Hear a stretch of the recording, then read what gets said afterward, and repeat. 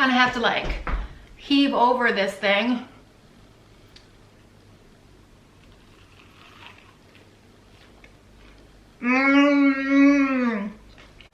Today we're making one of Indiana's finest dishes, and that is the Hoosier style pork tenderloin sandwich.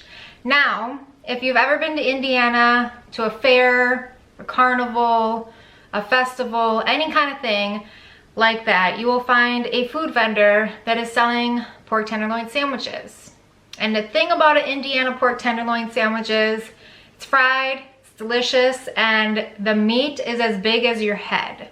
So that's what we're gonna be making today. So let's just jump right in. Okay, let's go over our ingredient list.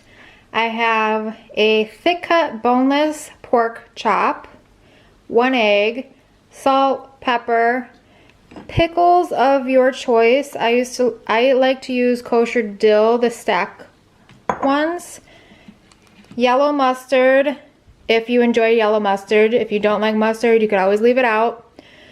Nice big Kaiser roll. Frying oil of your choice. I'm using vegetable.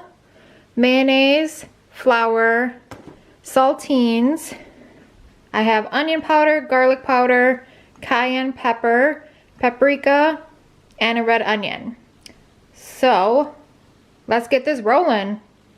First thing you're gonna wanna do is butterfly your pork chop because we want it nice and thin. So all we're gonna do is leave it flat down and then take a knife and we're just going to slice it in half as best we can.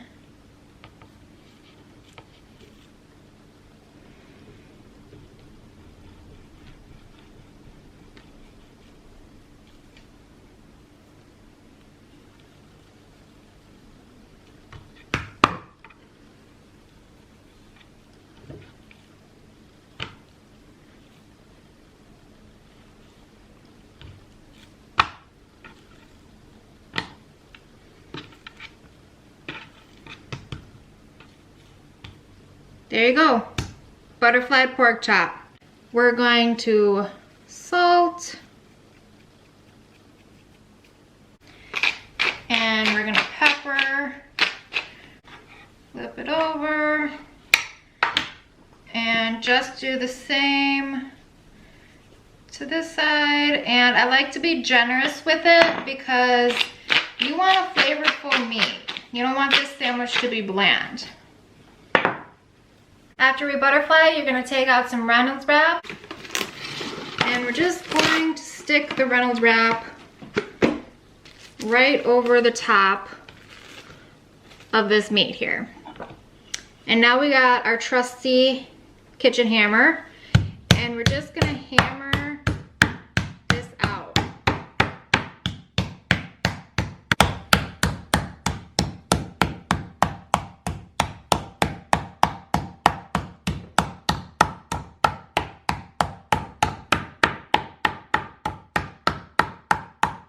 Now you see how flat this is?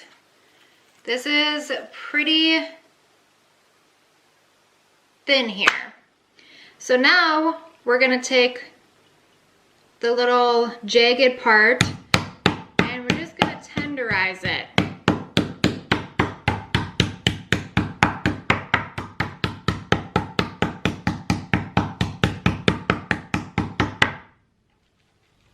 Give it a little flip.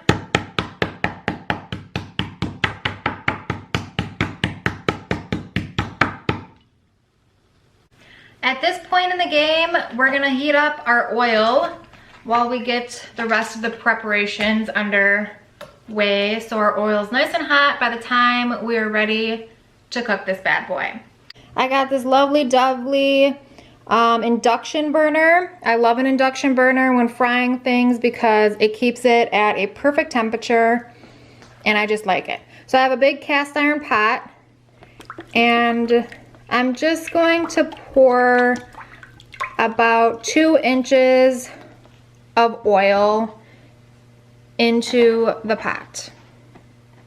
And for this, you don't need to fill it up all the way to the brim with oil. You just need a couple inches of oil just to fry it, because we're gonna flip it and fry it on both sides. So you don't need that much oil in your pan.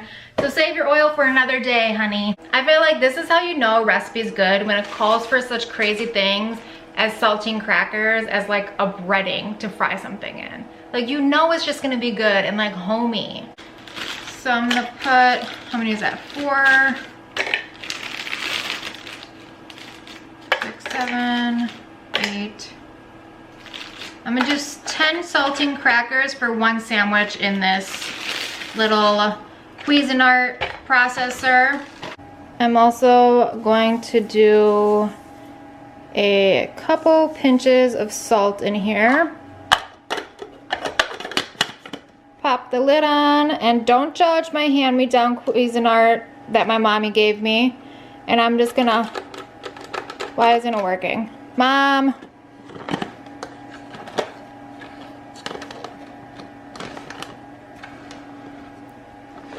There we go. And now I'm just gonna pulse it until it's a fine, well, a medium fine breadcrumb.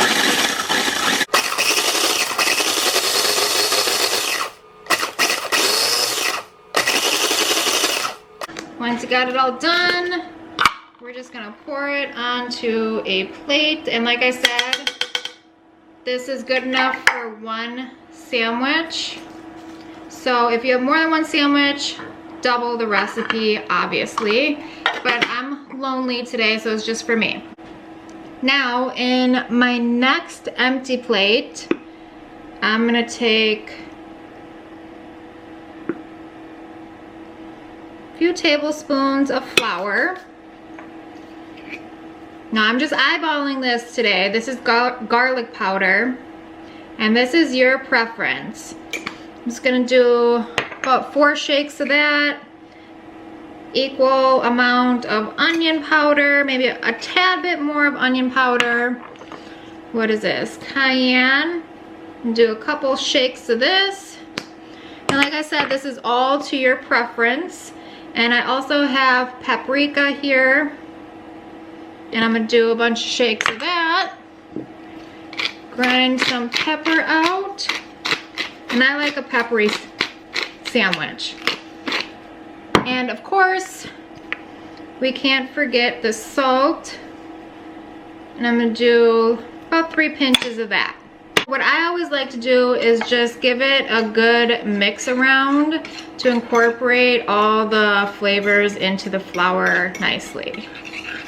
Now, this is something else I like to do just to make sure my seasoning is really good before I even fry anything, because if your seasoning's off, the whole thing's gonna be off. So I just lick my finger, stick it in the flour, lick it, and it tastes really good. So this is good. So I'm done with the flour part. And I know it's gross just licking straight up flour, but it's worth it to have that little gross flour in your mouth for a second than to under-season a dish and have it come out completely crappy, especially if you're cooking for people. You don't want to be embarrassed. You don't want to be embarrassed at your skills. So taste it. And last but not least, we need the egg.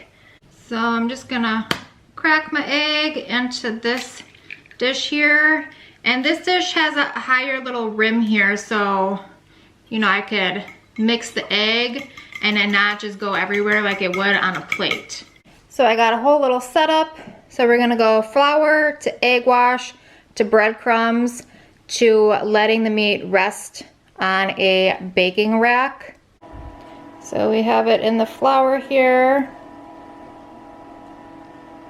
And you're gonna want to pat that flour into the meat and make sure you get it on every portion of this meat.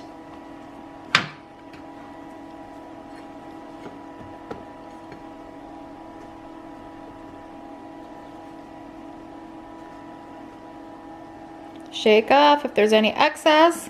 Now we're moving on to the egg wash. Just stick it in there, give it a little mush around, flip it over. Do the same thing. I like to do it a couple times, flipping it around in here, just to make sure I get egg over every little piece, because how else is the breadcrumb crackers going to stick to it? So now we're moving on to the cracker portion, and again, you're gonna wanna flip it around and pat these breadcrumbs into it.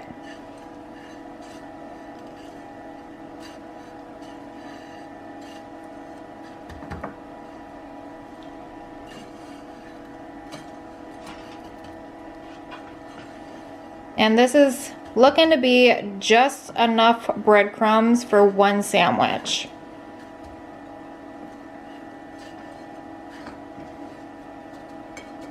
Make sure you get every piece smothered and pressed with breadcrumbs.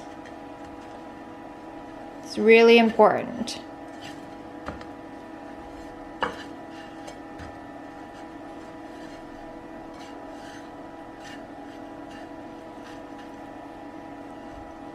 All right, now we're just gonna let it rest here on the baking rack and wash off my fingers.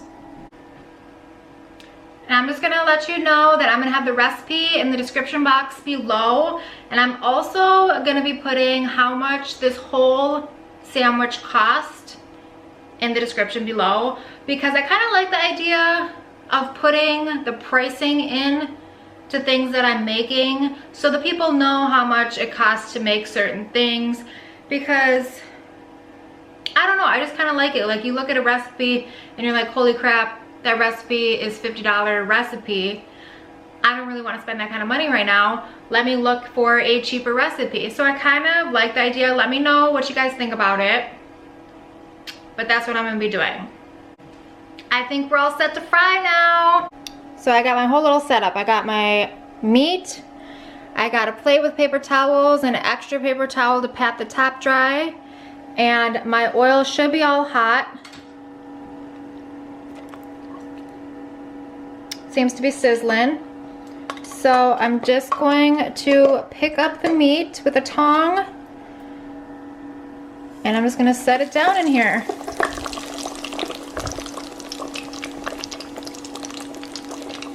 And we're gonna let that bad boy fry for about 5 minutes on each side.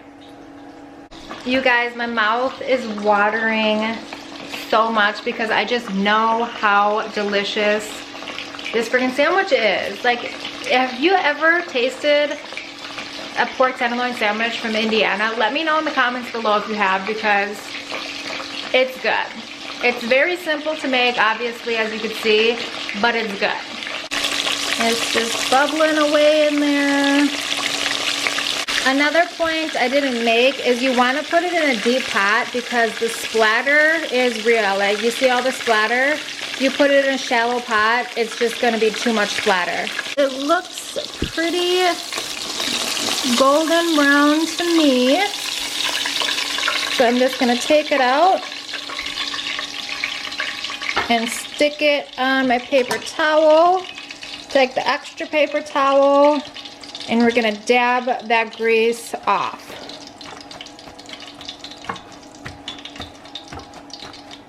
Look at how beautiful and crispy it is. Do you hear that? That is a crunch. Now it's time to assemble a sandwich, and I couldn't be happier. I'm starving and my mouth is just watering so bad. So I got my sandwich that's all nice and patted dry. I like to put mayo and mustard on there, pickles and red onion on a Kaiser bun. And as you could tell, the sandwich meat is way bigger than the bun, and that's the way they do it in Indiana. Some people also add shredded lettuce and tomato, but I don't like shredded lettuce or tomato on my sandwich, so I'm gonna skip that. So I'm going to put mayo on the bottom bun and on the top bun, and I love me some mayo. I'm also going to do the same with plain old yellow mustard. Now I'm gonna stick the, which one's the bottom? This is the bottom. I'm gonna stick this giant sandwich on this tiny bun. Now, my husband thinks this is a more fun way of eating the sandwich because I told him I don't really like the bun to meat ratio on this sandwich. I'd rather have equal parts bun, equal parts meat. And he's like, that's the fun of the sandwich. You have to eat the meat around the bun and then you eat the bun with the meat. And I'm just like, okay.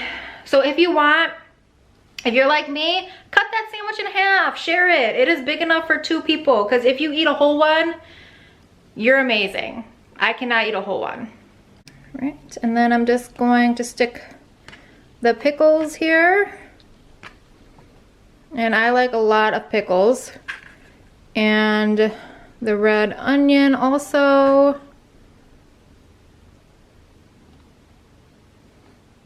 Now we're just gonna stick it on top. And look at the sandwich to bun ratio, you guys. Forgot to mention, I do toast the bun too because this is a juicy sandwich. This pork stays so tender in this sandwich.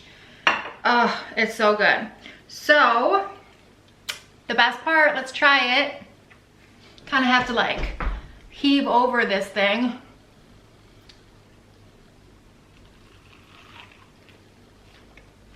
Mmm. Look at that.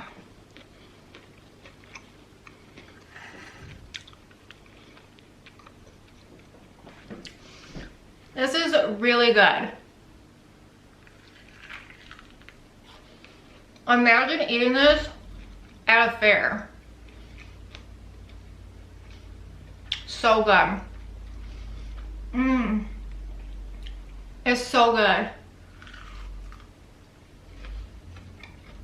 This is gonna be like one of my new favorite things to make.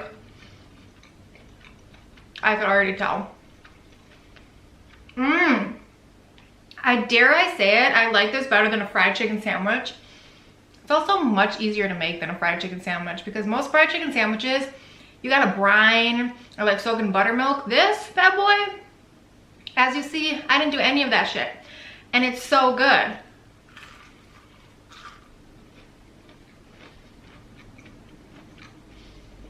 Mmm. Thank you guys so much for watching. Hit that subscribe button. Hit that like button so I can see you next time.